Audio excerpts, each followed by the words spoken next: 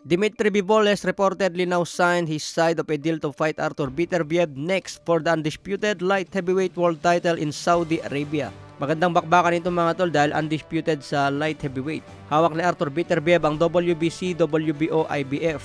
Hawak naman ni Bivol ang WBA. Kung manalo si Beterbiev sa January 13 kontra Callum Smith, siguradong matutuloy na ang matagal nang inaantay na bakbakan sa light heavyweight. May kartada nga po si Beterbiev na 19 wins, 19 KOs, walang talo. Samantala si Bivol 22 wins, 11 KOs, walang talo. Matatandaan noong 2022 si Dmitry Bivol ang Fighter of the Year ng Ring Magazine. Dahil yan sa panalo niya kontra Canelo Alvarez. May edad na 38 si Artur Beterbiev, samantala si Bivol may edad na 33. Kung tutusin, wala na sa prime itong si Artur Beterbiev. Pero magandang bakbakan pa rin ito mga tol dahil parehas malupit. Sa iba pang balita nga po sa post ng ating kaibigan na si Pinoy Boxing Prodigy. Mark Magnifico Magsayo is open to fighting Naoya Inoue on the condition that it will be a catchweight match at 129 pounds. Sa kasalukuyan po, 122 pounds si Naoya Inoue sa Super Bantam. Samantala si Mark Magsayo lumalaban na po ngayon sa 130 pounds. So kung magharap sila sa 129 pounds mga tol, kailangan umakyat si Naoya Inoue.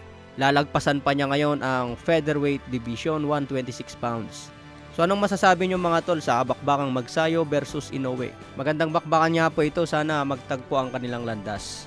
Si Mark Magsayo na ba ang inaantay natin na tatalo kay Monster Inoue? Sa ibang banda naman, Timothy Bradley binanatan nga po si Deontay Wilder.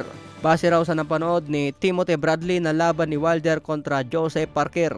Wala daw nakitang magandang plano si Timothy Bradley.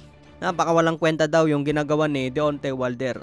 Bakit niya ginagamit ang lateral movement? Nag-aabang lang daw itong si Joseph Parker. Akala mo daw may gagawin si Joseph Parker pero babato lang naman ng overhand right. Paulit-ulit daw ang tirada ni Joseph Parker.